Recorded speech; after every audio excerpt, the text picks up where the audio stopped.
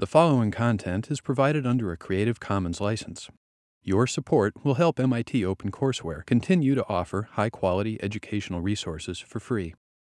To make a donation or view additional materials from hundreds of MIT courses, visit MIT OpenCourseWare at ocw.mit.edu. As I said, my name is Ken Abbott. I am the operating officer for firm risk management at Morgan Stanley, which means I'm the everything else guy. I'm like the normal stuff with a bar over it, the complement of normal. I get all the odd stuff. I consider myself the Harvey Keitel character, you know, the fixer. And so I get a lot of interesting stuff to do. I've covered commodities, I've covered fixed income, I've covered equities, I've covered credit derivatives, I've covered mortgages. Now I'm also the chief risk officer for the buy side at Morgan Stanley, the investment management business and the private equity holdings that we have. I look after a lot of that stuff, and I sit on probably 40 different committees because it's become very, very, very bureaucratic, but that's the way it goes. What I want to talk about today is some of the core approaches we use to measure risk in a market risk setting. This is part of a larger course I teach at a couple places. I'm a triple alum at NYU. No, I'm a double alum, and now I'm on their faculty at a different school. I have a master's in economics from their arts and sciences program. I have a master's in statistics from Stern, when Stern used to have a stat program, and now I teach at Courant. I also teach at Claremont, and I teach at Baruch, part of that program. So I've been through this material many times. So what I want to do is lay the foundation for this notion that we call value at risk, this idea of VaR.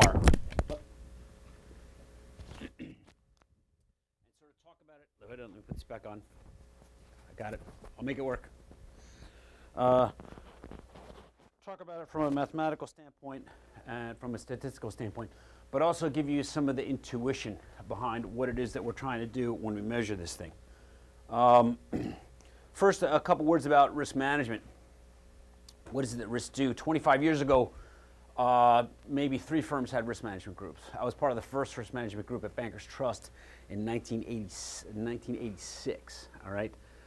No one else had a risk management group as far as I know. Risk management really came to be, or market risk management really came to be in the late 80s. Credit risk management had obviously been around in large financial institutions the whole time. So our job is to make sure that management knows what's on the books. So step one is, what is the risk profile of the firm? How do I make sure that management is informed about this? So it requires 2 things. One, I have to know what the risk profile is, because I have to know it in order to be able to communicate it.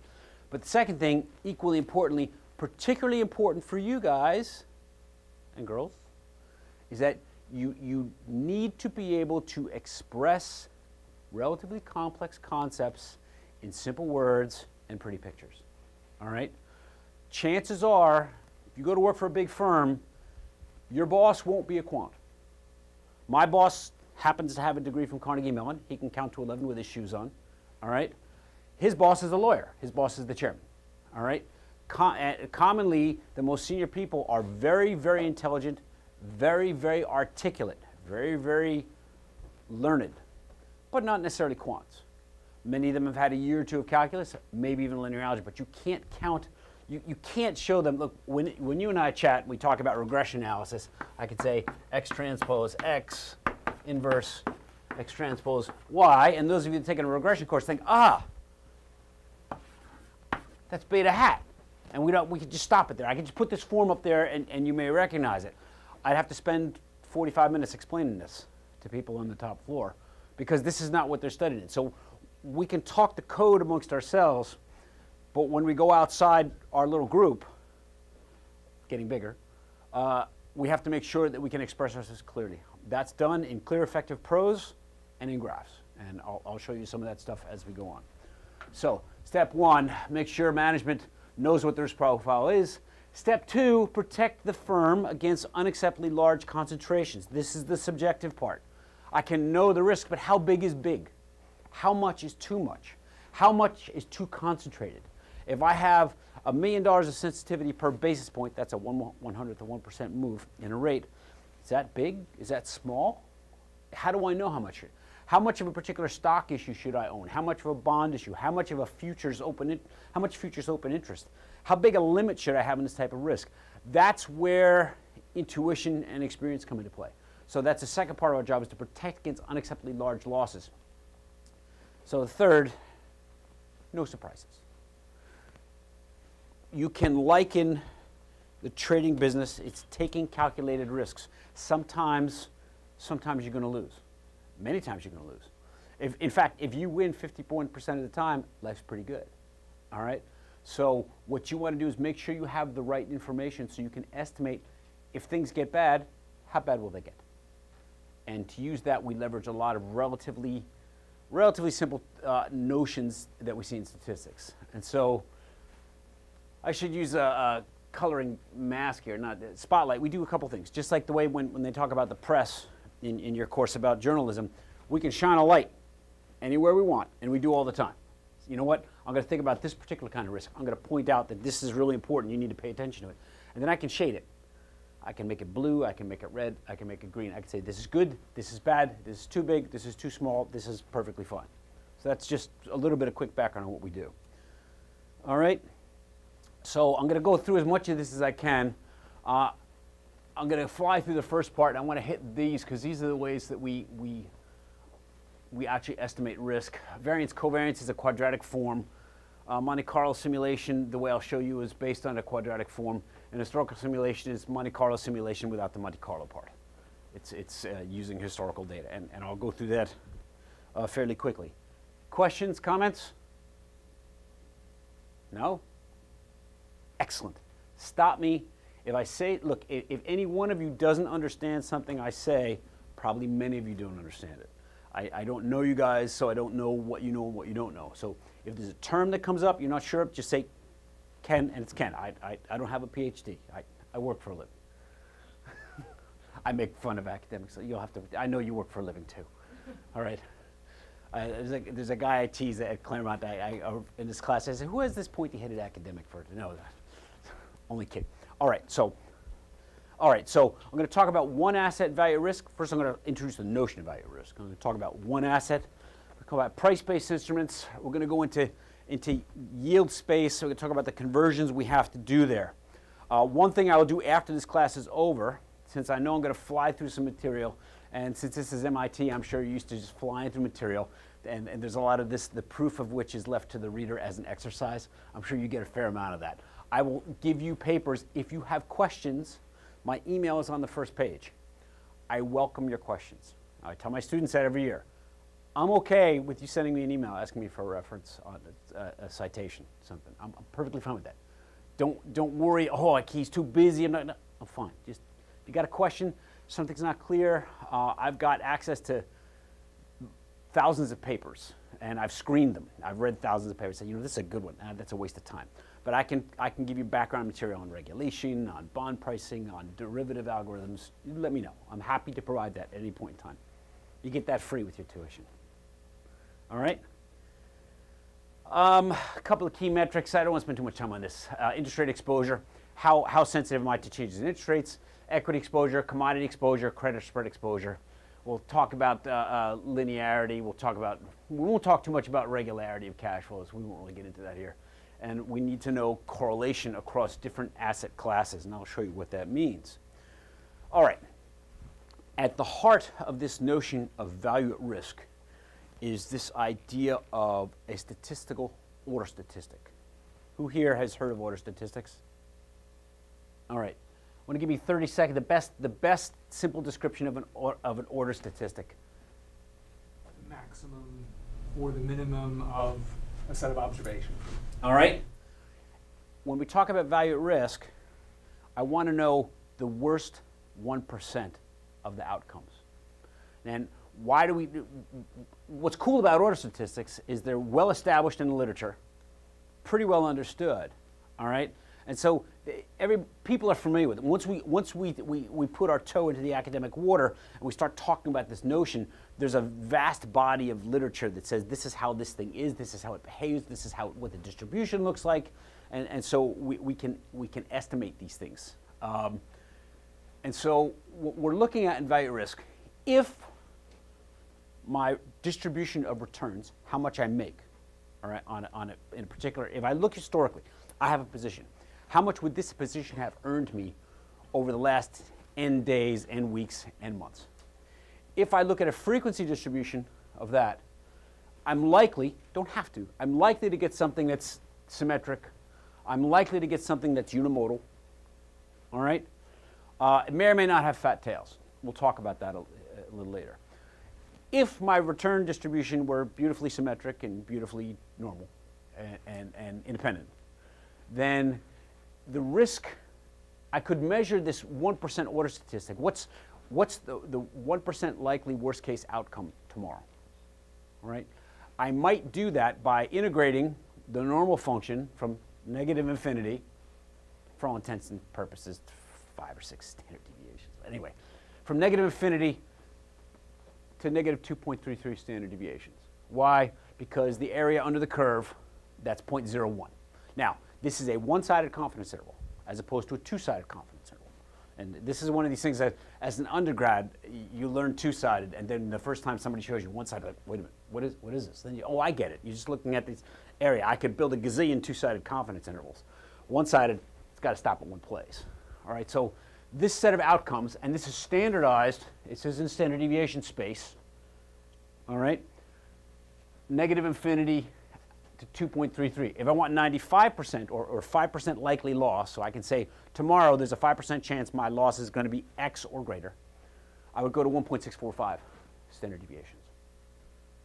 Because the integral from negative infinity to 1.645 standard deviations is about 0.05. It's not just a good idea, it's the law. All right, does that make sense? So, and again, I'm going to say assuming the normal. That's like the old economist joke, assume a can opener when he's on the desert island. You guys don't know that one. I got lots of economics jokes. I'll tell them later on maybe, or after class. If I'm assuming a normal distribution, and that's what I'm going to do. What I want to do is I'm going to set this thing up in a normal distribution framework. Now, doing this approach and assuming normal distributions, I liken it to using Latin. Nobody really uses it anymore, all right? But everything we do is based upon it. And so that's our starting point. And it's really easy to teach it this way, and then we relax the assumptions. Like so many things in life. I teach you the strict case, and we relax the assumptions to get to the way it's done now. All right, so this makes sense? All right, so let's get there. This is an way oversimplified. But let's say I have something like this. Who's taken intermediate statistics? All right? We have a notion of stationarity, all right, that we talk about all the time. The mean and variance constant is one simplistic way of thinking about this. Do you have a better way for me to put that to them because you know what their background would be? No, that's good. All right, just the mean and variance are constant. When I look at the time series itself, the time series mean and the time series variance are not constant, all right? And there also could be other time series stuff going on. There could be seasonality, there could be autocorrelation. But this looks something like a random walk, but it's non-stationary, all right? It's hard for me to draw inference by looking at that alone. So if I want to try to predict what's going to happen in the future, it's kind of hard. And the game here that we're playing is we want to know how much money do I need to hold to support that position. Now, who here has taken an accounting course? All right, word to the wise. There's two things I tell students in quant finance programs. First of all, I know you have to take a time series course. I'm sure it's MIT, all right? If you don't get a time series course, get your money back because you got to take time series. Accounting is important. Accounting is important because so much of what we do, the way we think about things, is predicated on the dollars, and you need to know how the dollars are recorded. Quick aside.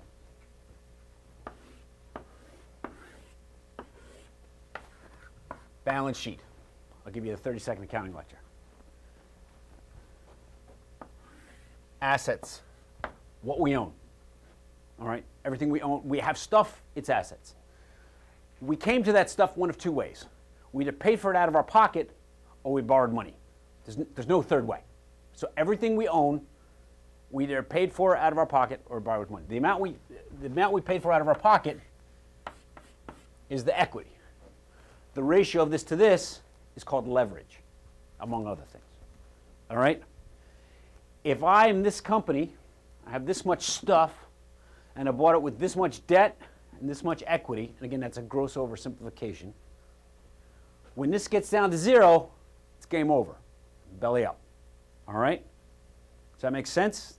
Now, you're taking the semester of accounting. You know it? No, only kidding. But it's actually important to have a grip on how, on how that works. Because what we need to make sure of is if we're going to take this position and hold it, we need to make sure that with some level of certainty, every time we lose money, this gets reduced. When this goes down to 0, I go bankrupt. All right? So that's what we're trying to do. We need to protect this, and we do it by knowing how much this can move against us. Everybody with me? Anybody not with me? It's okay to have questions. Really it is. Excellent. All right, so if I do a frequency distribution of this time series, all right, I just say, show me the frequency with which this thing shows up. I get this thing. It's kind of trimodal. It's all over the place. It doesn't tell me anything. If I look at the levels, the frequency distribution, the relative frequency distribution of the levels themselves, I don't get a whole lot of intuition. If I go into return space, which is either looking at the log differences from day to day, or the percentage changes from day to day, or perhaps the absolute changes from day to day, it varies from market to market, all right? Oh, look, now we're in familiar territory. So what I'm doing here, and this is why I started out with the normal distribution, because this thing's unimodal. It's more or less symmetric, right? Now, is it a perfect measure? No, because it's probably got fat tails. So it's a little bit like looking for the glasses you lost up on 67th Street down on 59th Street because there's more light there. But it's a starting point. So what I'm saying to you is once I difference it, all right, like no, I won't talk about ARIMA. Once I difference the time series, once I take the time series and look at the percentage changes, and I look at the frequency distribution of those changes, I get this, which is far more amenable, and I can draw inference from that. I can say, now if this thing's normal, then I know that X% of my observations will take place over here. Now I can start drawing inference, all right? And I think to keep in mind here, one thing we do constantly in statistics is we do parameter estimates, all right? And remember, every time you estimate something, you estimate it with error. I think that may be the single most important thing I learned when I got my statistics degree. Everything you estimate with error. People do means, they say, oh, it's X. No, that's the average, and that's an unbiased estimator, but guess what? There's a huge amount of noise, and there's a certain probability that you're wrong by X%. So every time we come up with a number, and when somebody tells me the risk is 10, that means it's probably not 10,000, it's probably not 0. Just keep that in mind. Just sort of throw that in on the side for nothing. All right, so when I take the returns of this same time series, I get something that's unimodal, symmetric, may or may not have fat tails. That has important implications for whether or not my normal distribution underestimates the amount of risk I'm taking. Everybody with me on that, more or less? Questions? Now would be the time. Questions? Good enough? He's lived this. All right. All right, so once I have my time series of returns, which I just plotted there, I can gauge their dispersion with this measure called variance. And you guys probably know this. All right.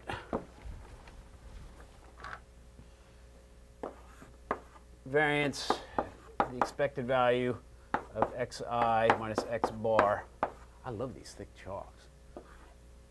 Squared. And it's the sum of xi minus x bar squared over n minus 1. All right. It's a measure of dispersion. All right.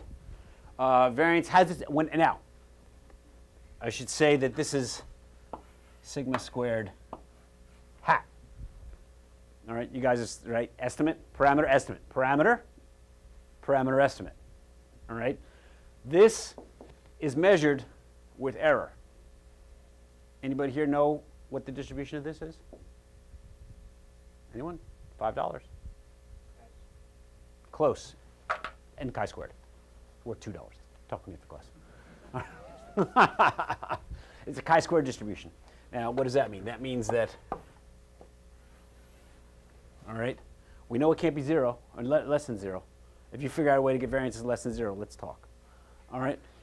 It's got a long right tail, but that's because this is squared. My intuit then that one point can move it up. Anyway, so I have this. Once I have my returns, I have a measure of the dispersion of these returns called variance. All right, I take the square root of the variance, which is the standard deviation, or the volatility.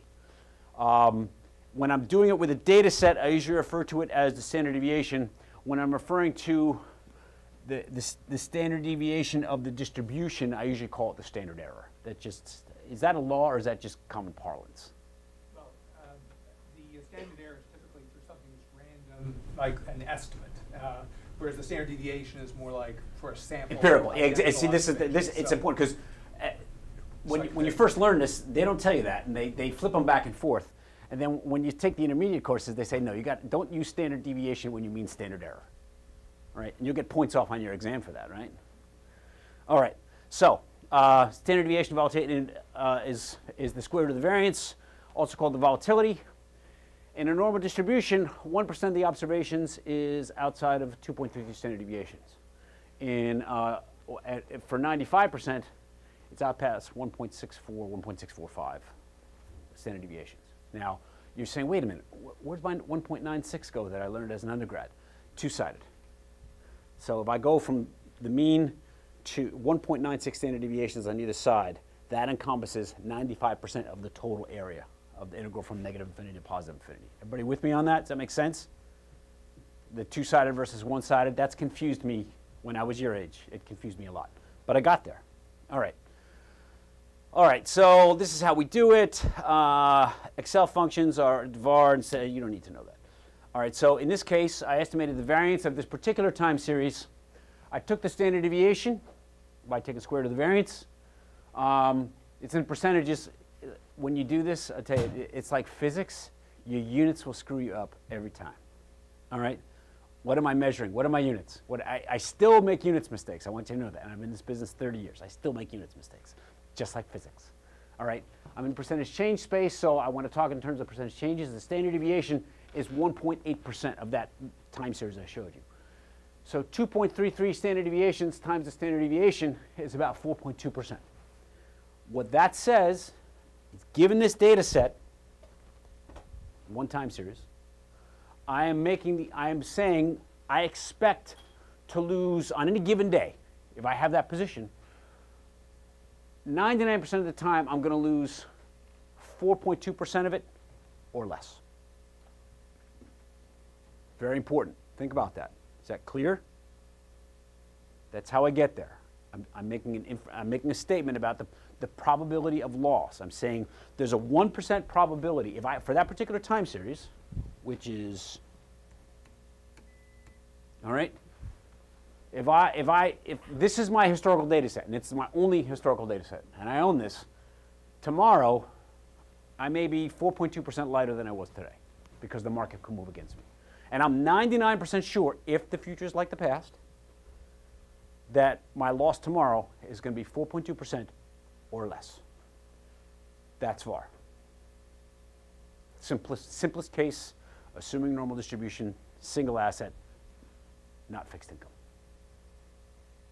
Yes? No? Questions? Comments? If I lost less than 4 points, that person means it's positive and gain as well, right? Yes. Yes. Assuming my distribution is symmetric. Right. Now this is where that's the right assumption to point out, because in the real world it may not be symmetric, and when we go into historical simulation, we use empirical distributions where we don't care if they're symmetric because we're only looking at the downside, and whether I'm long or short, I might care about the downside or the putative upside, because if I'm short, I care about how much is going to move up. Make sense? That's the right question to ask. Yes. Like the same calculation if you're doing it for upside as well? Yes. So it'd just be the same thing? Yes. In fact, in this case, in what we're doing here, a variance, covariance, or closed form VaR, it's for long or short. But getting your signs right, I'm telling you, it's like physics. I still make that mistake. Yes. The data is like relatively symmetric. Do you guys still use this process to say, okay? I use it all the time as a heuristic. All right, because let's say I've got, and that's a very good question. Let's say I've got 5 years worth of data, and I don't have time to do an empirical estimate. It could be lopsided, it could be crazy. All right, if you tell me a 2 standard deviation move is X, that means something to me. Now, there's a problem with that, and the problem is that people extrapolate that. Sometimes people talk to me and say, oh, it was an 8 standard deviation move. 8 standard deviation moves don't happen. I don't think we've seen an 8 standard deviation move in the Cenozoic era. All right, it just doesn't happen. 3 standard deviation moves. You will see a 3 standard deviation move once every 10,000 observations.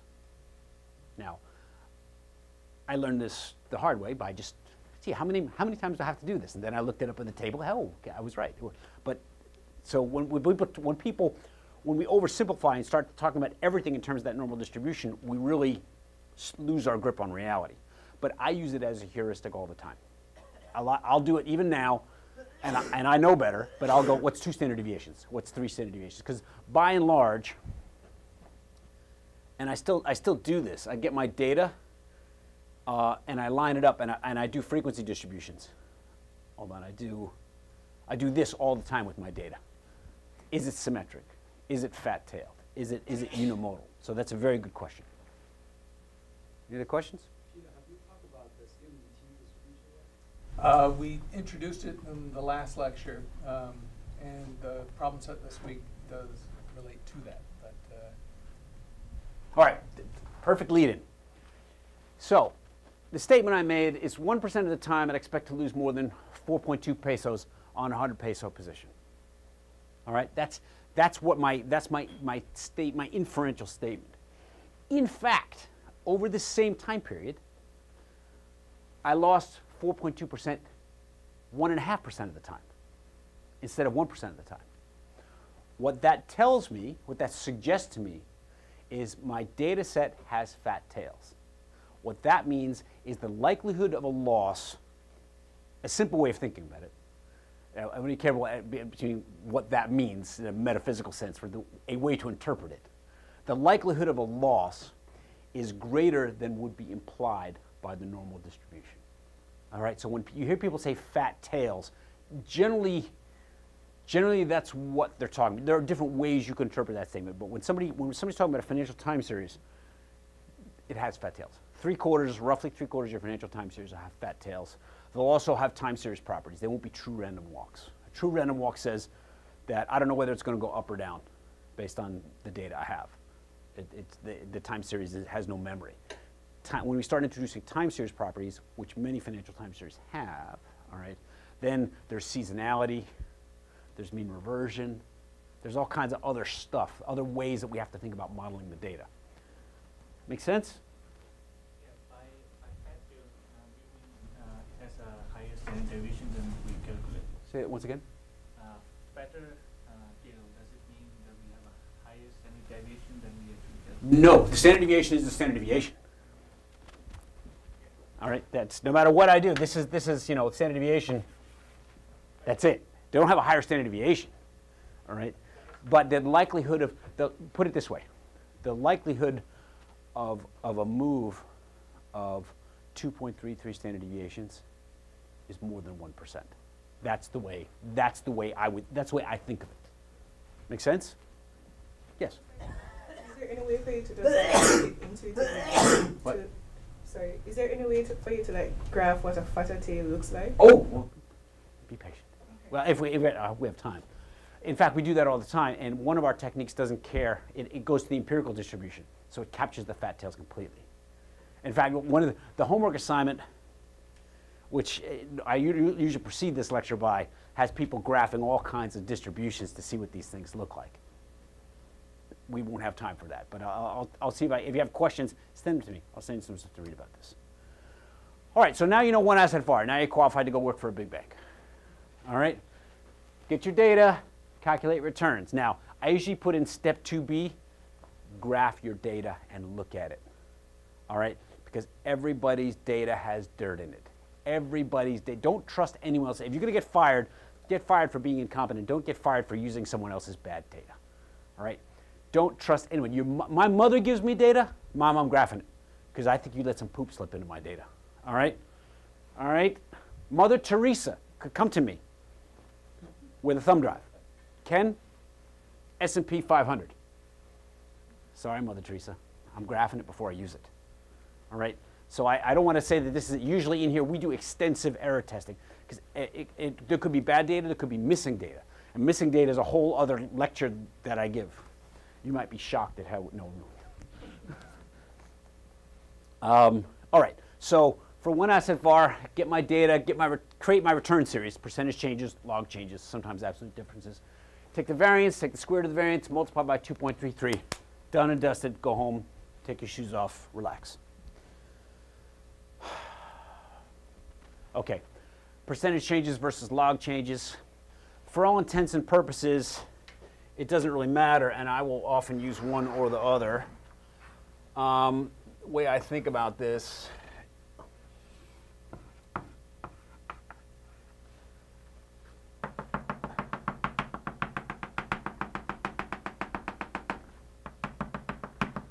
all right, there'll be a little bit of bias at the ends, but for the overwhelming bulk of the observations, whether you use percentage changes or log changes, doesn't matter. Generally, even though I know the data is closer to log normally distributed than normally distributed, I'll use percentage changes just because it's easier. Why would we use log normal distribution? Well, when we're doing simulation, the log normal distribution has this very nifty property of keeping your yields from going negative. All right? But even that is, I can call that into question because there are instances of yields going negative. All right? It's happened. Doesn't happen a lot, but it happens. All right. So I talked about bad data, I talked about one-sided versus two-sided. I'll talk about longs and shorts a little bit later when we're talking multi-asset. I'm going to cover the fixed income piece. We use this thing called a PV01 because what I measure in fixed income markets isn't a price. I usually measure yield. I have to get from a change of yield to a change of price. Sounds like a Jacobian, right? What's kind of a poor man's Jacobian, all right? It's a measure that captures the fact that my price-yield relationship, all right, price, yield, is nonlinear. For any small approximation, I look at the tangent, all right, and I use my PV01, which has a similar notion to duration, but PV01 is a little more practical, all right? The slope of that tells me how much my price will change for a given change of yield. See, there it is. You knew you were going to use the calculus, right? You're always using the calculus. You can't escape it, all right? But the price-yield line is nonlinear, but for all intents and purposes, what I'm doing is I'm shifting the price-yield relationship. I'm shifting my yield change into price change by multiplying my yield change by my PV01, which is my price sensitivity to a 1/100th% move in yields. Think about that for a second. We don't have time. I would love to spend an hour on this and about trading strategies and about bull steepeners and bear steepeners and barbell trades, but we don't have time for that. Suffice to say, if I'm measuring yields, all right, the thing's going to trade as a 789 or a 622 or a 401 yield, all right?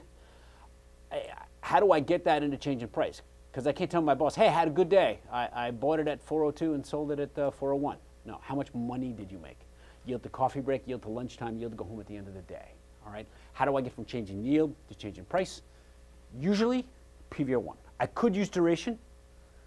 Bond traders who think in terms of yield to coffee break, yield to lunchtime, yield to go home at the end of the day, typically think in terms of PV01. Do you agree with that statement? How often on the fixed income desk did you use duration measures?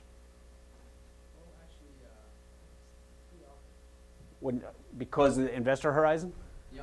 Okay, the insurance companies. That's right. Very important point I want to raise here as a quick aside. You're going to hear this notion of PV01, which is called PVBP or DV01. That's the price sensitivity to a 1 basis point move. 1 basis point is 1/100th% in yield. All right, duration measure is the half-life, essentially, of my cash flow. What's the weighted expected time to all my cash flows? If my duration is 7.9 years, my PV01 is probably about $790 per million, all right?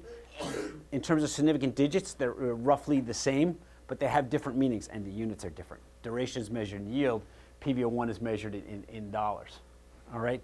In bond space, I typically think in PV01. If I'm selling to long-term investors, they have particular demands because they've got cash flow payments they have to hedge. So they may think of it in terms of duration. For our purposes, we're talking DV01 or PV01 or PVBP. Those three terms more or less equal. Make sense? Yes? In terms of like a 1%? We could. In some instances, in some areas and options, we might look at an overall 1% move, but we have to look at what trades in the market. What trades in the market is the yield. All right? When we quote the yield, I'm going to quote it going from 702 to 701. I'm not going to have the calculator handy to say a 702 move to a 701. What's 702 minus 701 divided by 702? You know, make sense? It's the path of least resistance. All right? What's the difference between a bond and a bond trader? A bond matures. Little fixed income humor there for you. Apparently very little. All right. All right. I don't want to spend too much time on this because we just don't have the time. I provide an example here. If you guys want examples, contact me. I'll send you the spreadsheets I use for other classes if you just want to play around with it.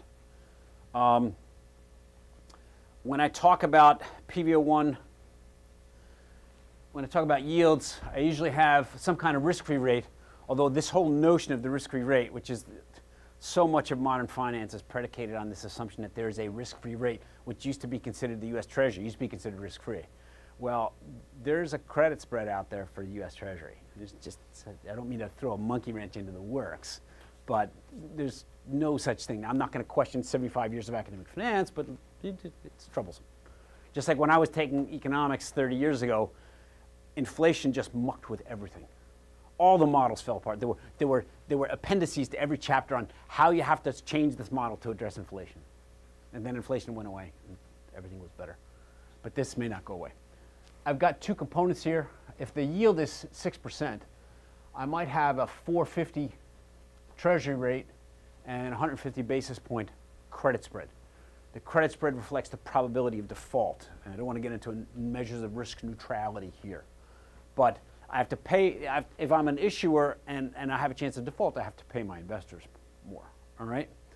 Usually the sensitivity is measured when we measure sensitivity, we talk about the credit spread sensitivity and the risk-free sensitivity. And you say, well, how could they possibly be different? And I don't want to get into detail here, but the notion is when credit spreads start getting high, it implies a probability of default, a higher probability of default. When you have to think about credit spread sensitivity a little differently, because when you get to 1,000 basis points, 1,500 basis points credit spread, it's a high probability of default, and your credit models will think differently. Your credit models will say, that means I'm not going to get my next few payments. There's a probability of default, there's a loss given default, and there's recovery.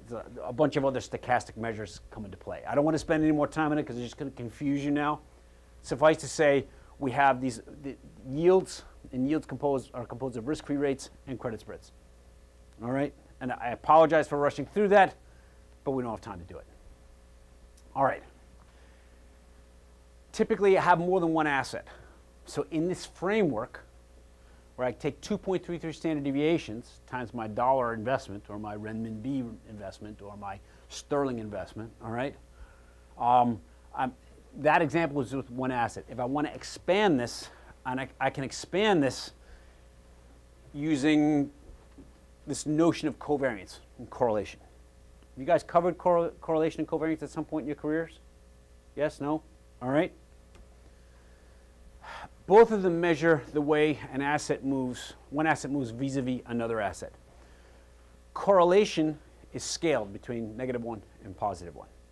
All right? So I think of correlation as an index of linearity. Covariance is not scaled. I'll give you an example of the difference in covariance and correlation. What if I have 50 years of data on crop yields and that same 50 years of data on tons of fertilizer used? I would expect a positive correlation between tons of fertilizer used and crop yields. So the correlation would exist between -1 and +1. The covariance could be any number, and that covariance will change depending on whether I measure my fertilizer in tons or in pounds or in ounces, all right, or in kilos. The correlation will always be exactly the same. The linear relationship is captured by the correlation. All right? But the units, in covariance, the units count. All right? If I have covariance, here it is.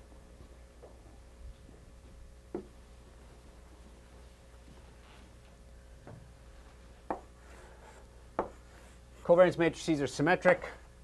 They have the variance along the diagonal and the covariance is on the off diagonal, which is to say that the variance is the covariance of an item with itself. All right? The correlation matrix, also symmetric, is the same thing scaled, all right, with correlations where the diagonal is 1.0. If I have covariance, because correlation is covariance, sorry,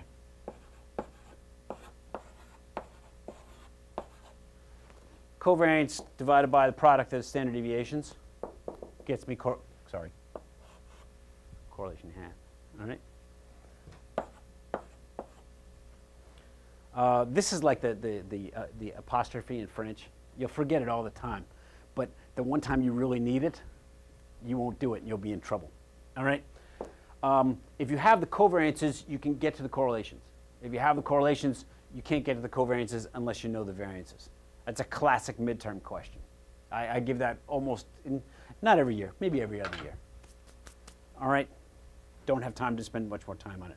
Suffice to say, this measure of covariance, it says when x is a certain distance from its mean, how far is y from its mean and in what direction? Yes?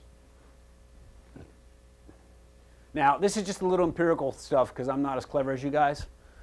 And I don't trust anyone. I read it in the textbook. I don't trust anyone. All right?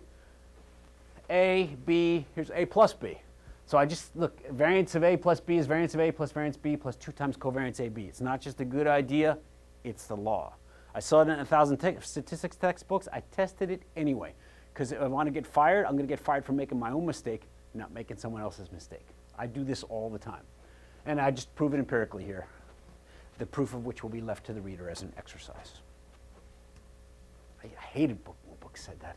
Actually, Ken, I think that's a terrific point. You really should never trust, output from computer programs or packages. Or your mother or Mother Teresa. You should check them. Check all the calculations. All right, Mother Teresa will slip you some bad data if she can. I'm telling you, she will. She's tricky that way. All right, don't trust anyone. I've caught mistakes in software. All right, I had a programmer. It's one of my favorite stories. All right, we're talking about, we're doing one of our first Monte Carlo simulations, and we're factoring a matrix. And we're going to get into it if we have time. So I factor a covariance matrix into E transpose lambda E. It's our friend in the quadratic form. We're going to see this again. All right, and this is a diagonal matrix of eigenvalues, and I can take the square root of that. So this, I can say this is E transpose lambda to the 1/2, lambda to the 1/2 E. And so my programmer had gotten this, and I said, do me a favor. I said, take this and transpose it, multiply by itself. So take the square root and multiply it by the other square root, and show me that you get this. Just show me. He said, I got it. I said, you got it? He said, at the 16 decimals. I said, stop. On my block, the square root of 2 times the square root of 2 equals 2.0. All right? 2.0000000. What do you mean out to 16 decimal places? What planet are you on? And I scratched the surface, and I dug, and I asked a bunch of questions. And it turned out, in his code, he was passing a float to a fixed. All right? Don't trust anyone's software. Check it yourself. All right? That just someday, when I'm dead, and you guys are in my position, you'll be thanking me for that. All right? Put a stone on my grave or something. All right. All right, so covariance. Covariance tells me some measure of when X moves, how far does Y move, for any other asset. Could I have a piece of your cookie? I've hardly had lunch. You want me to have a piece of this, right? It's looking very good there. Very good. X foraging. I'm convinced that 10 million years ago, my ape ancestors were the first one at the dead antelope on the plains. All right. All right. So I talk about correlation and covariance. Covariance is not unit free. I can use either, but I have to make sure I get my units right. Units will screw you up every time. They still screw me up. Let's go cookie. All right. All right. Some more facts. Variance of XA times YB, X squared variance A, Y squared variance B, plus 2XY covariance AB. You guys seen this before? I assume you have. All right. Now I can get pretty silly with this if I want. X, A, Y, B, Z, C, W, you get the picture, right? But what you should be thinking, if this is a covariance matrix, let's see, sigma squared, sigma squared, sigma squared, all right. It's the sum of the variances plus 2 times the sum of the covariances. So if I have 1 unit of every asset, and I've got n assets, all I have to do to get the portfolio variance is sum up the whole covariance matrix. Now, you never get only 1 unit, but just saying. But you notice that this is kind of a regular pattern that we see here. And so what I can do is I can use a combination of my correlation matrix and a little bit of linear algebra legerdemain, all right, to do some very convenient calculations. And here I just give an example of a covariance matrix and a correlation matrix. Note the correlation matrix is between -1 and +1. All right. Let me cut to the chase here.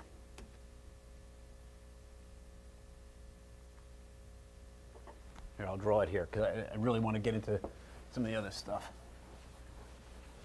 What this means, if I have a covariance structure, sigma, and I have a vector of positions, X dollars in dollar yen, Y dollars in gold, Z dollars in oil, all right?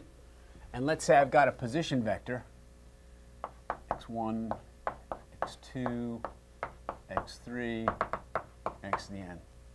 All right? All right?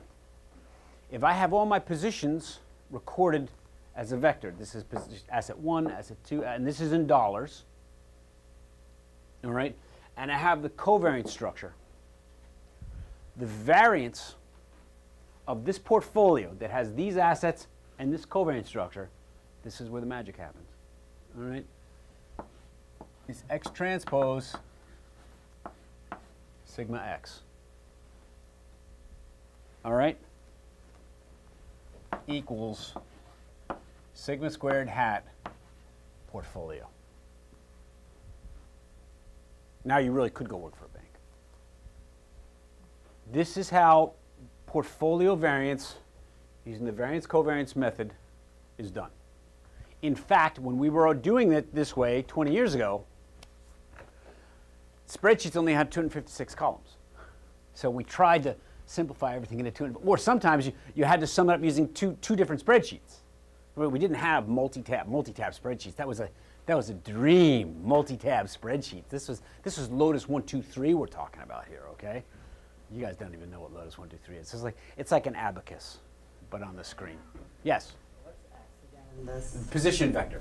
Let's say I tell you that you've got dollar yen, gold, and oil.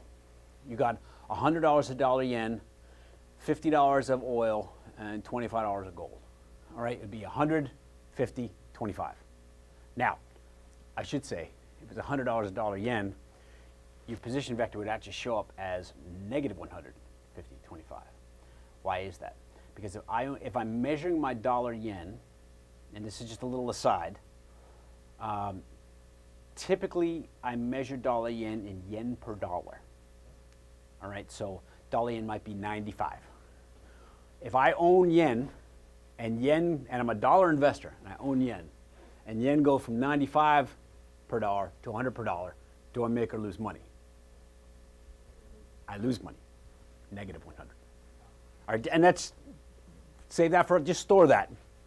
You won't be tested on that, but just, we think about that all the time. Same thing with yields. Typically, when I record my PV01, and I'll record some version, something like my PV01 in that vector, my interest rate sensitivity, I'm going to record it as a negative, because when yields go up and I own the bond, I lose money. Signs, very important. So, and again, we've covered, usually I do this in a 2-hour lecture, and we've covered it in less than an hour, so pretty good. All right, I spend a lot more time on the fixed income. Are you taking something for that? That does not sound healthy. I don't mean to embarrass you, but I just want to make sure that you're taking care of yourself, because grad students don't. I was a grad student, I didn't take care of myself very well. I worry. All right. Big picture, variance, covariance. Collect data, calculate returns, test the data, matrix construction, get my position vector, multiply my matrices. All right, quick and dirty, that's how we do it. That's the simplified approach to measuring this order statistic called value at risk using this particular technique. Questions, comments? Anyone? Anything you think I need to elucidate on that? And this is, in fact, how we did this up until the late 90s. All right, firms use variance covariance. I heard a statistic in Europe in 1996 that 80% of the European banks were using this technique to do their value at risk. It's no more complicated than this. I use a little flow diagram. Get your data, returns, graph your data to make sure you don't screw it up.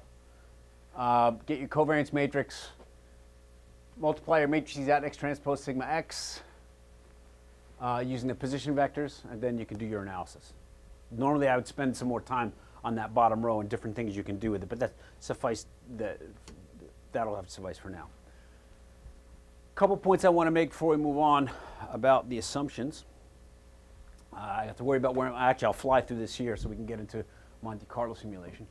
Where am I going to get my data? Where do I get my data? I often get a lot of my data from Bloomberg. I get it from public sources. I get it from the internet, especially when you get it. Look, if it says so on the internet, it must be true, right? Didn't Abe Lincoln say, don't believe everything you read on the internet? That was a quote. I saw that someplace. All right, you get data from people, you check it. All right, there are some sources that are very reliable. If you're looking for yield data or foreign exchange data, the Federal Reserve has it, and they have it back 20 years daily data. It's the H15 and the H10. All right, it's there, it's free, it's easy to download. Just be aware of it. Exchange. There's a case study posted on the website that goes through computations for regression analysis and asset pricing models. And the data that's used there is from the Federal Reserve. It's H15. Yields. It's so for yields, it's probably for the H15. Those files, and you'll see how to actually get that data for yourselves. Now, another great source of data is Bloomberg. Now, the good thing about Bloomberg data is everybody uses it, so it's clean, relatively clean. I still find errors in it from time to time. But what happens is when you find an error in your Bloomberg data, you get on the phone to Bloomberg right away and say, I found an error in your data. They say, oh, what date? June 14th, 2012. And they'll say, okay, we'll fix it. All right? So everybody does that, and the data set's pretty clean. I found consistently that Bloomberg data is the cleanest in my experience. How much data do we use in doing this? I could use 1 year data. I could use 2 weeks of data. Now, time series, we usually want 100 observations. That's always been my rule of thumb. But I could use 1 year of data. Our regulators require you use at least a year of data. You could use 2 years of data. In fact, some firms use 1 year of data. There's one firm that uses 5 years of data in doing their risk. And there we could say, well, am I going to weight it? Am I going to weight my more recent data heavily? I could do that with an exponential smoothing, which we won't have time to talk about. It's a technique I can use to lend more credence to the more recent data. Now, I'm a relatively simple guy. I tend to use equally weighted data because I believe in Occam's razor, which is the simplest explanation is usually the best. I think we get too clever by half when we try to parameterize. How fast is my memory? How much more does last week's data have an impact than from 2 weeks ago, 3 weeks ago? I'm not saying that it doesn't. What I am saying is I'm not smart enough to know exactly how much it does. That's it. And assuming that everything's equally weighted throughout time is just as strong an assumption, all right? But it's a very simple assumption. I love simple. All right, just, yes? Exponential smoothing to calculate covariance metrics? Yes. All right, quickly. Actually, I think I have some slides on that. Let me just finish this and I'll get to that, all right? Gaps in data. Missing data is a problem. How do I fill in missing data? I can do a linear interpolation. I can use the prior day's data. I can do a Brownian bridge, which is I just do a Monte Carlo between them. I can do a regression base. I can use regression to project changes from one onto changes in another. That's usually a whole other lecture I give on how to do missing data. Now you got that lecture for free. All right? That's all you need to know.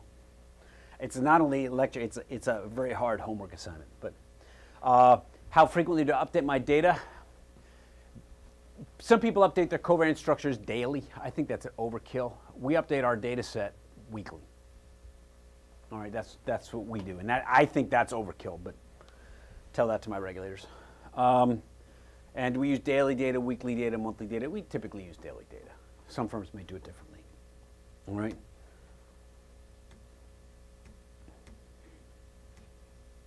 All right.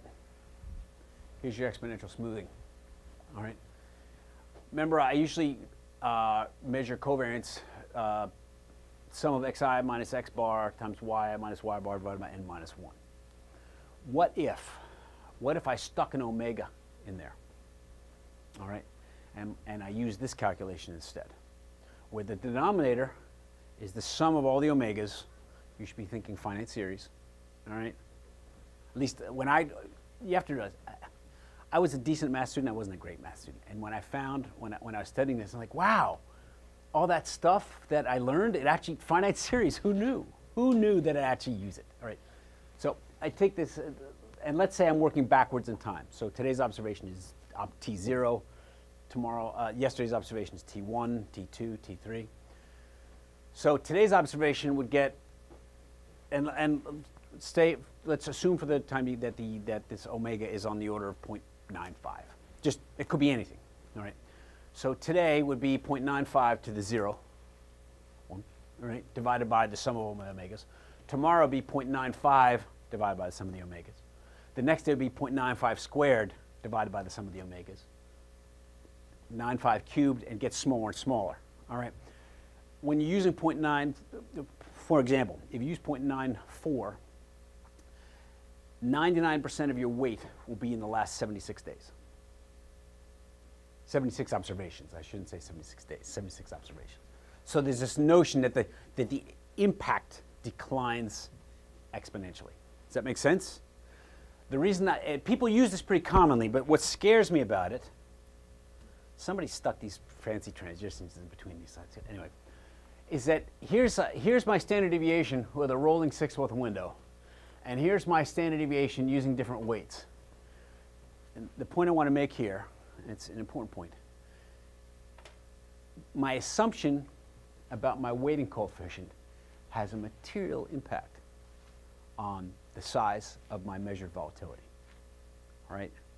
Now, when I see this, and this is just me, and there's no finance or statistics theory behind this, anytime anytime an assumption has this material an impact, bells and whistles go off and sirens, all right, and red lights flash. Be very, very careful. Now, lies, damn lies, and statistics. You tell me the outcome you want, and I'll tell you what statistics to use. That's where this could be abused. Oh, you want to show high volatility? Well, let's use this. You want to show low volatility? Let's use this. See, I choose to just take the simplest approach. All right. And that's me. That's not a terribly scientific opinion, but that's what I think. All right. Daily versus weekly, percentage change, vol changes, units. Just like dollar yen, interest rates. Am I long or am I short? And am I long or am I short? If I'm long gold, I show it as a positive number. If I'm short gold in my position vector, I show it as a negative number. If I'm long yen, and yen is measured in yen per dollar, then I show it as a negative number. If I'm long yen, but my covariance matrix measures yen as dollars per yen, 0.000094, whatever, then I show it as a positive number. All right? It's just like physics. Only worse because it'll cost you real. Now I guess physics can be worse because you get the units wrong, you blow up, right? This will just cost you money. I've made this mistake. I've made the units mistake. All right, we talked about fixed income.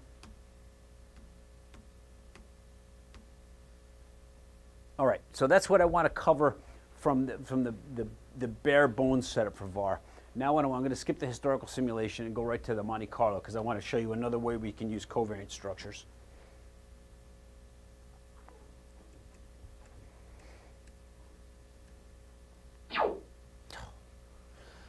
It's going to happen 2 or 3 more times. Somebody did this. Somebody made my presentation cute some years ago, and I apologize. All right. So there's a lot of meat in this presentation that we don't have time to get to. Another approach to doing value at risk is, rather than use this parametric approach, is to simulate the outcomes. Simulate the outcomes 100 times, 1,000 times, 10,000 times, 1,000,000 times, and say, these are all the possible outcomes based on my simulation assumptions. And if I have 10,000, let's say I simulate 10,000 times, and I have 10,000 possible outcomes for tomorrow, and I wanted to measure my value at risk at the 1% significance level. All I would do is take my 10,000 outcomes, I would sort them, and take my 100th worst. Put it in your pocket, go home. All right? That's it. This is a different way of getting to that order statistic. All right? It lends a lot more flexibility. Because I can go and I can tweak the way I do that simulation. I can relax my assumptions of normality. I could do I don't have to use normal distribution. I could use a T distribution. I could do I could tweak my distribution. I could customize it. I could put mean reversion in there. I could do all kinds of stuff. All right? So another way we do value at risk is we simulate possible outcomes. We rank the outcomes, and we just count. If I've got the 10,000 observations and I want my 5% order statistic, well, I just take my 500th. All right? Make sense? It's that simple. Well, I don't want to make it seem like it's that simple because it actually gets a little messy in there. But that's when we do a Monte Carlo simulation, we're simulating what we think is going to happen, all subject to our assumptions. All right? And we run through this Monte Carlo simulation. Simulation of methods using sequences of random numbers, coined during the Manhattan Project with similarity games of chance. You need to describe your system in terms of probability density functions. What type of distribution is this? Is this normal? Is it T? Is it chi-squared? Is it F? All right? That's the way we do it. So, quickly, how do I do that?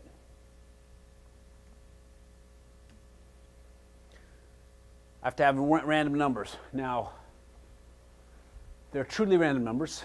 Somewhere at MIT, you can buy, I used to say tape, but people don't use tape. They'll give you a website where you can get the atomic decay. All right? That's random. All right? Anything else is pseudo-random. What you see when you go into MATLAB, you have a random number generator, it's an algorithm. It probably takes some number and takes the square root of that number and then goes 54 decimal places to the right and takes those and the 55 decimal places to the right, multiplies those two numbers together, all right, and then takes the 5th root and then goes 16 decimal places to the right to get that. It's some algorithm. True story, before I came to appreciate that these were all highly algorithmically driven, I was in my 20s. I was taking a computer class. I saw 2 computers. They're both running random number generators, and they were generating the same random numbers. And I thought I was at the event horizon. All right, I thought that light was bending and the world was coming to an end. All right, because this stuff can't happen.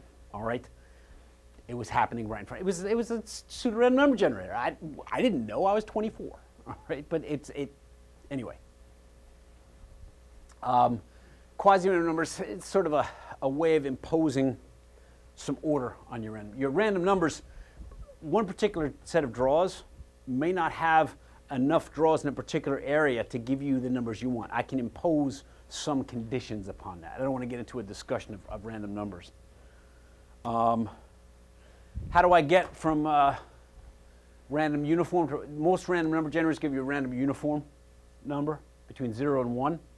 What you'll typically do is you'll take that random uniform number, you'll map it over to the cumulative density function, all right, and map it down. So this gets you from random uniform space into standard deviation space. All right? We used to worry about how we did this. Now your software does it for you. All right? I've gotten comfortable enough, truth be told, I usually trust my random number generators in Excel, in MATLAB. All right? So I kind of violate my own rules. I don't check. But I think most of your standard random number generators are decent enough now. And you can go straight to normal. You don't have to do random uniform and back into random normal. You can get it distributed any way you want.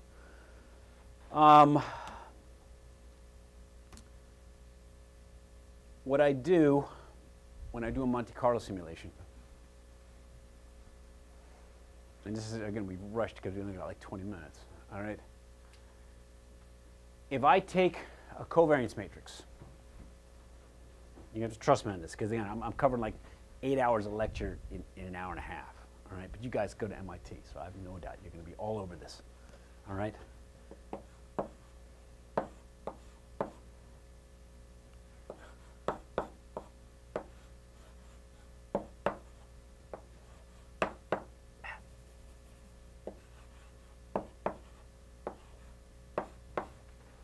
All right. Extra. All right. Let's take this out of here for a second. I can factor my covariance structure. All right. I can factor my covariance structure like this. And this is the transpose of this. I didn't realize that the first time we did this commercially, I saw this instead of this, and I thought we'd send bad data to the customer. I got physically sick. And then I remembered AB transpose equals B transpose. These things keep happening. My high school math keep coming back to me. All right, but I'd forgotten this, and I got physically sick because I thought we'd send bad data because I was looking at this when it's just the transpose of this. Anyway, I can factor this into this, where this is a matrix of eigenvectors. This is a diagonal matrix of the eigenvalues. All right? This is the vaunted Gaussian copula. This is it. I mean, most people view it as a black box. If you've had any more than introductory statistics, this should be a glass box to you. That's why I want to go through this, even though I'd love to spend another hour and a half and do about 50 examples, because this is how I learned this. I didn't learn it from looking at this equation and say, oh, I get it. I learned it from actually doing it about 1,000 times in a spreadsheet, and it sunk in like water into a stone. All right? So I factor this matrix, and then I take this, which is the square root matrix,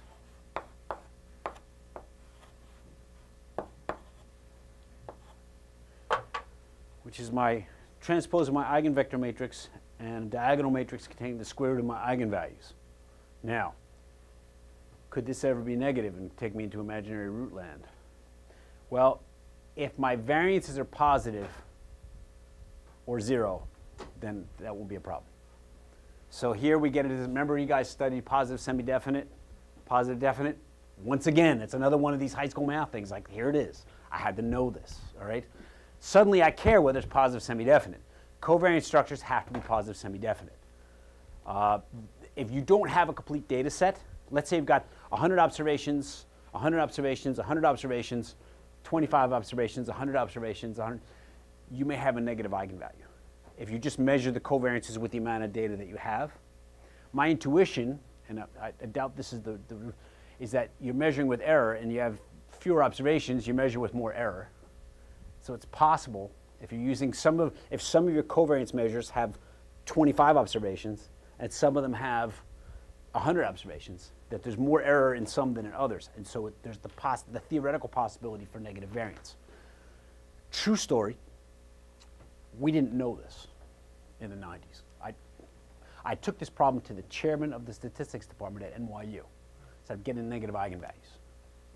And he didn't know it. He had no idea. He's a smart guy. You have to fill in your missing data. All right? You have to fill in your missing data.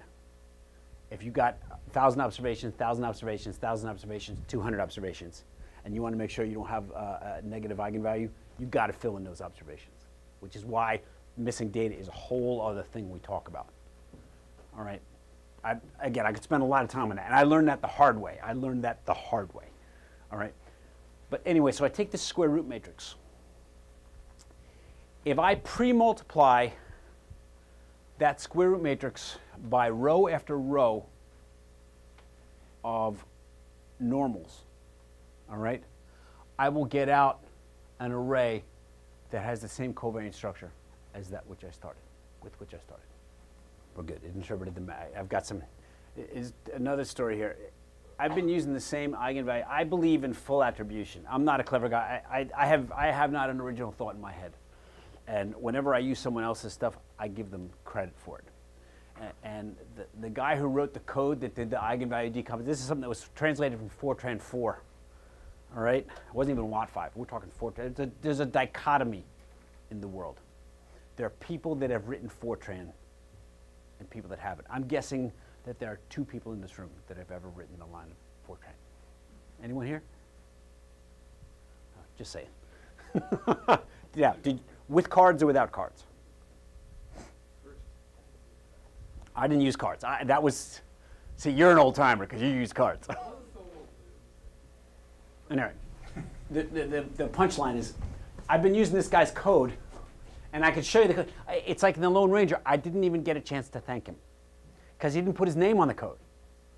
I mean, like on the internet now, if you do something clever on the quant news groups, you're going to post your name all over it. I've been wanting to thank this guy for like 20 years, and I haven't been able to.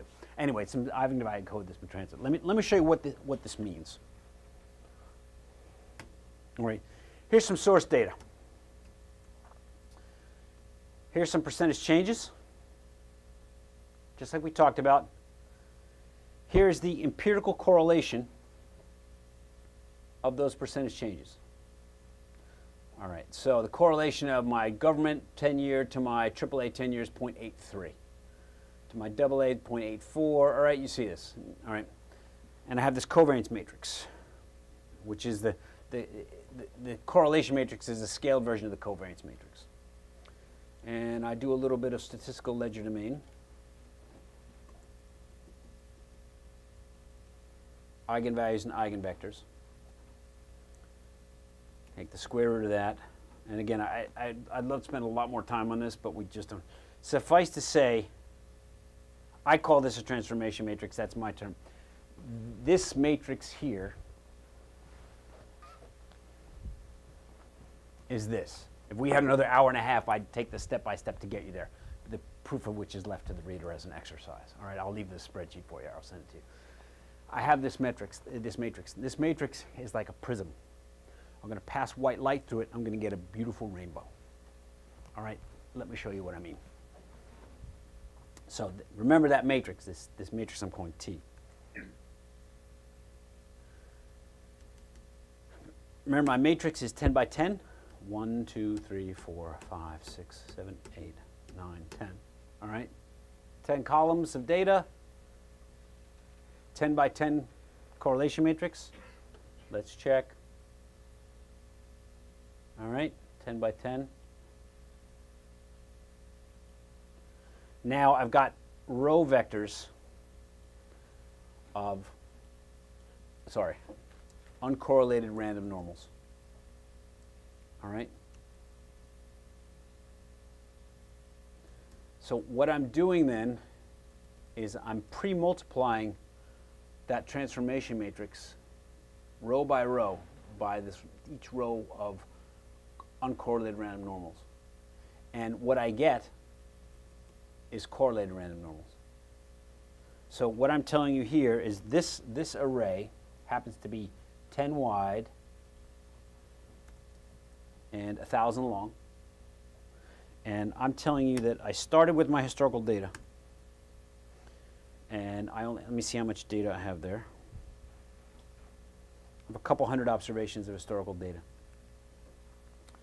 And what I've done is once I have that covariance structure, I can create a data set here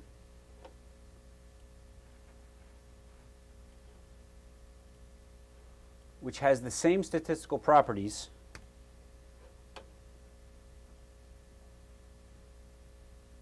as this. All right? Not quite the same. All right? It can have the same means and the same variances. All right? This is what Monte Carlo simulation is about. I wish we had another hour because I'd like to spend time. This is one of these things, and again, I didn't, when I first saw this, like, oh my God, I felt like I got the keys to the kingdom. And I did this manually. I did it all on a spreadsheet. Didn't believe anyone else's code. Did it all on a spreadsheet. All right? But what that means, quickly, let me just go back over here for a second. I've got 700, I happen to have about 800 observations here. All right, historical observations. What I did was I happened to generate 1,000 samples here, but I could generate 10,000 or 100,000 or 1 million or 10 million or 1 billion just by doing more random normals. I could generate, effectively what I'm generating here is synthetic time series that have properties similar to my underlying data. All right? That's what Monte Carlo simulation is about. The means and the variances and the covariances of this data set are just like that. Now, again, true story, when somebody first showed me this, I did not believe them. So I developed a bunch of little tests. And I said, let me just look at the correlation of my Monte Carlo data versus my original correlation matrix. So 0.83, 0.84, 0.85, 0.85, 0.67. 0.81, you look at the corresponding ones of the random numbers I just generated. 0.81, 0.82, 0.84, 0.84, 0.64, 0.52. 0.54 versus 0.52. 0.18 versus 0.12. 0.51 versus 0.47. Somebody want to tell me why they're not spot on? Sampling error. The more data I use, the closer it'll get to that. If I do 1 million, I better get right on top of that. Does that make sense? So what I'm telling you here is that I can generate synthetic time series. Now, why would I generate so many? Well, because remember, I care what's going on out in that tail. If I only have 100 observations and I'm looking empirically at my tail, I only got one observation out in the 1% tail. That doesn't tell me a whole lot of what's going on. If I can simulate that distribution exactly, I can say, you know what? I want 1 billion observations in that tail. Now we can look at that tail. All right. If I have 1 billion observations, let's say I'm looking at some kind of normal distribution, you know, I'm circling it out here. I'm seeing. All right, I can really dig in and see what the properties of this thing are. In fact, this can really only take 2 distributions, and really it's only 1, but that's another story. So what I do in Monte Carlo simulations, I'm simulating these outcomes so I can get a lot more meat in this tail to understand what's happening out there. Does it drop off quickly? Does it not drop off quickly? That's kind of what it's about. So we're about at time. Normally, we just covered like 4 weeks of material, all right? But you guys are from MIT. I have complete confidence in you. I say to the people who work for me, I have complete confidence in your ability to get that done by tomorrow morning. Questions or comments? I know you're sipping from the fire hose here. I fully appreciate that. So those are examples. When I do this with historical simulation, I won't generate these Monte Carlo trials. I'll just use historical data. And my fat tails are built into it. All right? But what I've shown you today is we developed a 1-asset VaR model. Then we developed a multi-asset variance covariance model. And then I showed you quickly, in far less time than I would like to have shown you, is how I can use another statistical technique, which is called the Gaussian copula, to generate synthetic data sets that will have the same properties as my source historical data. All right? There you have it. Oh, you don't have to. Oh, shit. Please, please, please. All right? And I'll tell you, for me, one of the coolest things was actually being able to apply so much of the math I learned in high school and in college and never thought I'd apply again. One of my best moments was actually finding a use for trigonometry. All right? I thought, if you're not an engineer, where are you going to use it? All right? Where you use it? Seasonals. You do seasonal estimation. And what you do is you do fast Fourier transform. Because I can describe any seasonal pattern with a linear combination of sine and cosine functions. And it actually works. I have my students do it as an exercise every year. I say, go get New York City temperature data and show me some linear combination of sine and cosine functions that will show me the seasonal pattern of temperature data. And when I first realized I could use trigonometry, yes!